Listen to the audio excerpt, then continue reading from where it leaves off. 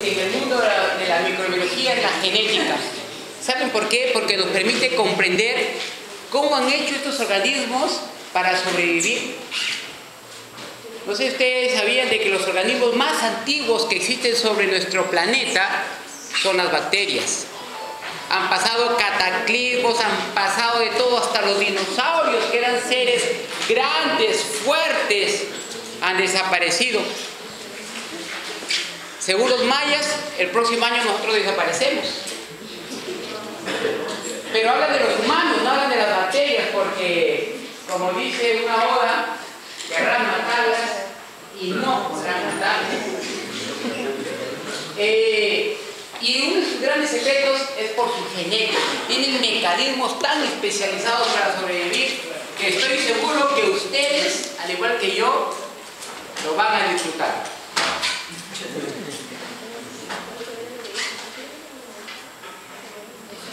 Algo pequeño sobre el cromosoma bacteriano. Las bacterias tienen un solo cromosoma, lo cual no significa para nada que sean menos eficientes que nosotros. La eficiencia no se trata de cantidad, se trata de calidad. Un solo cromosoma es suficiente para que viva muchísimo más años que nosotros. Formado por ADN circular, bicatenario. Bueno, eso de bicatenario y antiparalelo se parece a nosotros. Pero esto de circular y que sea relativamente pequeño, con solo 4000 kilopares de bases, lo hace muy interesante, tan poquitas. Y además las bacterias pertenecen, como lo vieron en la clase pasada, al grupo de los procariotas, y eso implica que no tienen una envoltura nuclear. Entonces su cromosoma está en contacto directo con el resto de componentes de la célula. Y eso, contra todo pronóstico, es algo bueno. Porque nosotros pensamos en evolución, que estando el ADN aislado, como sucede en nuestras células, podría ser mejor. Eso es controversial. Vamos a ver. Uno de los grandes secretos de las bacterias es que además de su cromosoma, donde guarda toda la información, al igual que nosotros, para realizar todas las funciones vitales, tienen también un material genético extracromosómico que no tiene que ver con funciones vitales, como son las funciones reproductivas u otras funciones, ¿no es cierto? Para la función después para alimentarse, formar las enzimas que digieran los alimentos, no, sino que tienen material genético extracromosómico adicional al cromosoma, con funciones específicas que van sobre todo con la supervivencia frente a situaciones adversas. Imagínense ustedes tener nosotros unos cromosomas cuya única función sea defendernos frente a situaciones adversas, pero defensas más allá de unas simples moléculas como son los anticuerpos o la respuesta celular que tenemos también. No, que vaya más allá. Vamos a entender a qué me refiero más allá. Las bacterias tienen tres materiales genéticos extracromosómicos. No quiere que tengan los tres una sola. Pueden tener uno, pueden tener dos. No hemos encontrado bacterias que tengan los tres al mismo tiempo. Tenemos los plásmidos, los cósmidos y los transposones.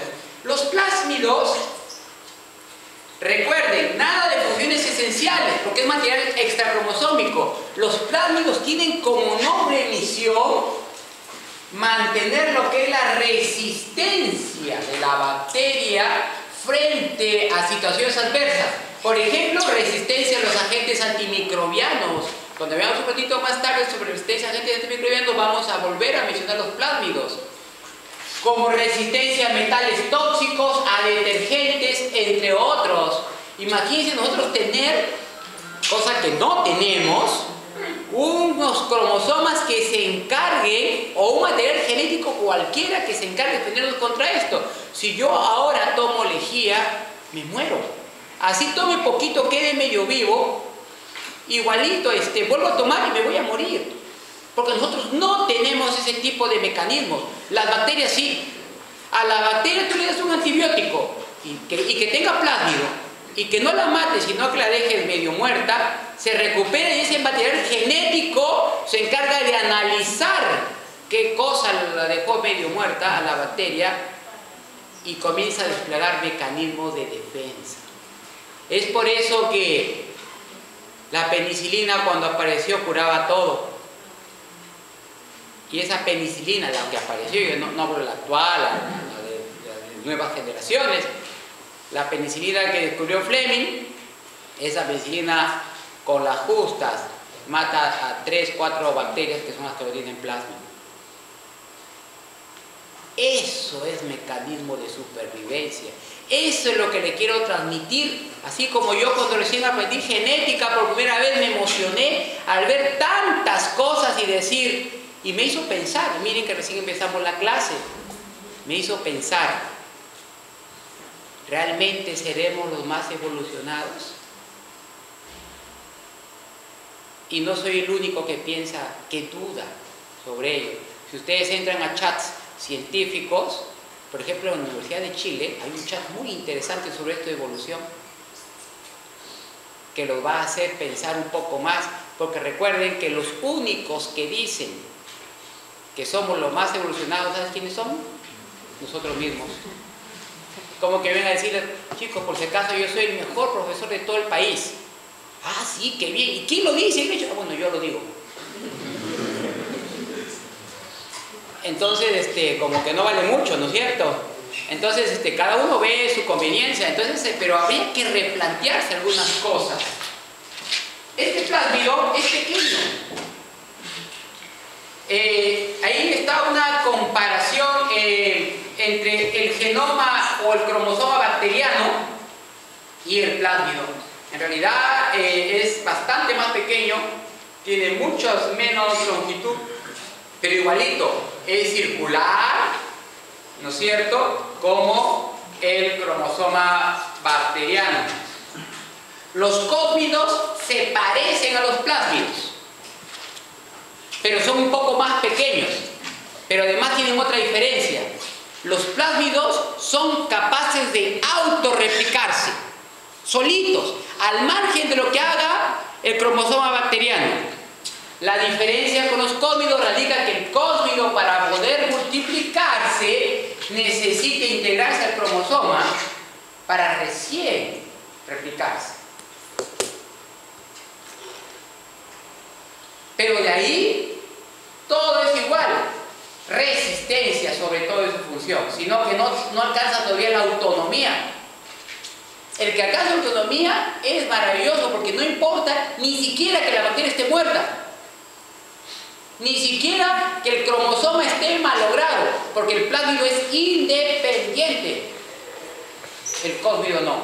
El cósmido trabaja independiente, pero para multiplicarse, para replicarse, necesita la ayuda del cromosoma bacteriano.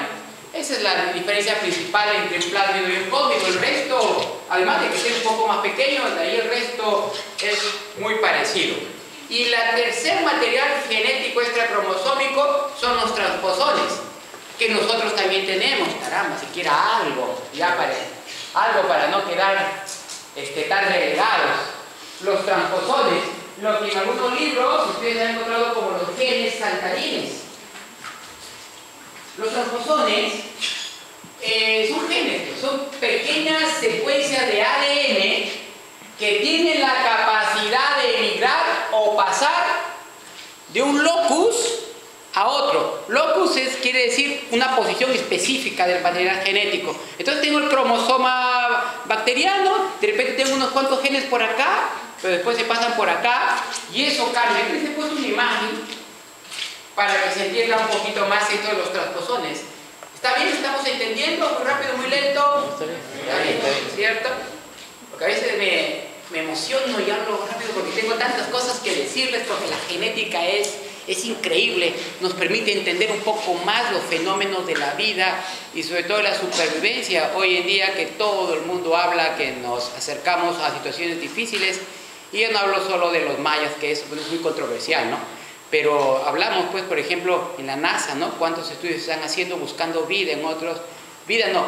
Además de buscar vida, buscando un sitio donde podamos vivir, ¿no? A los que les gusta un poco el mundo espacial, pues la NASA tiene una página web, tiene un canal web muy interesante y ahí hablan todo lo que les digo. Ellos ya han encontrado hallazgos, dicen de que nos estamos acercando peligrosamente al Sol, por eso hay calentamiento global, es una de las explicaciones, y están buscando un sitio donde podamos vivir. Donde puedan vivir sobre todo nuestra nueva generación, ¿no? Nosotros ya no creo que vivamos tanto. Esto sí es explicación. Les cuento que la NASA tiene un departamento de microbiología enorme. Porque están buscando, obviamente, quiénes son los seres que nunca desaparecen. Las bacterias. Y todo el mundo quiere desentrañar sus secretos. ¿Por qué viven tanto? Porque les cuento que la Escherichia coli, que ya la han escuchado por ahí hablar, es una de las primeras bacterias que aparecieron sobre este planeta. Mejor dicho, uno de los primeros seres vivos que aparecieron sobre este planeta. Hace muchos millones de años. Y hasta ahorita sigue vivita y coleando, como se dice. ¿Qué tendrá de interesante estas bacterias?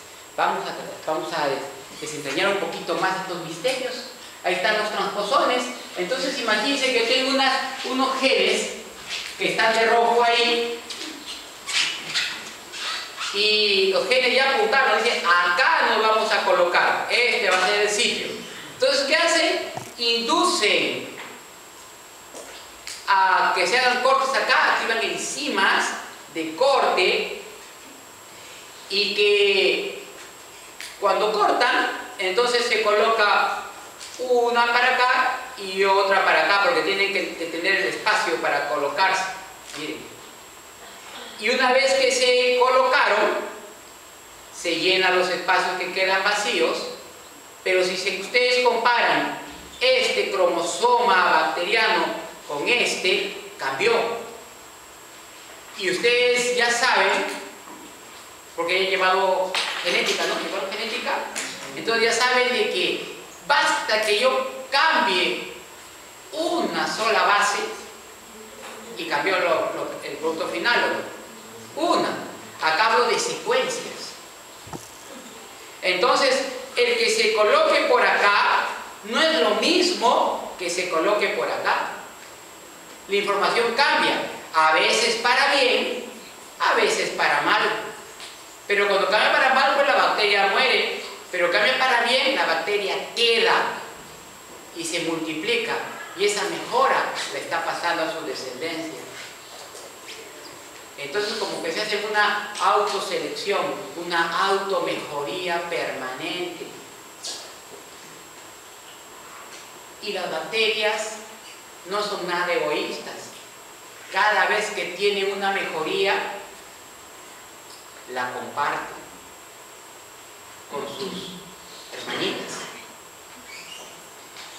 Y ya les voy a explicar cómo se comparte. Primero les quiero explicar la duplicación del material genético en las bacterias para entender un poquito más cómo hacen para pasárselo. Aquí no tengo que explicar mucho porque se parece enormemente a la forma de la manera que sucede en nosotros.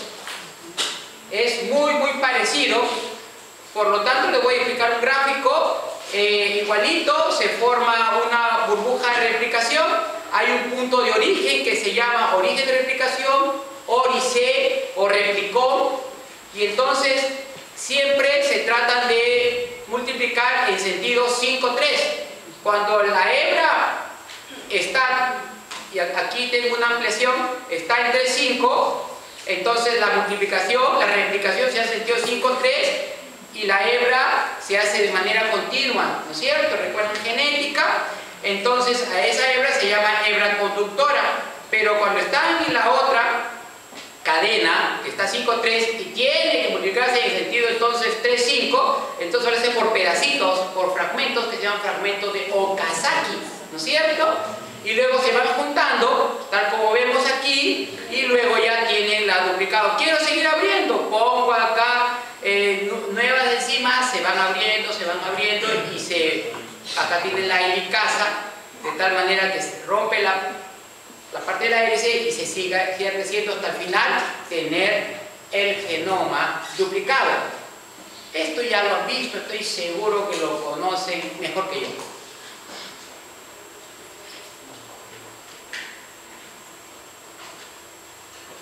Y esta es la parte donde voy a tomar un tiempito para explicarles.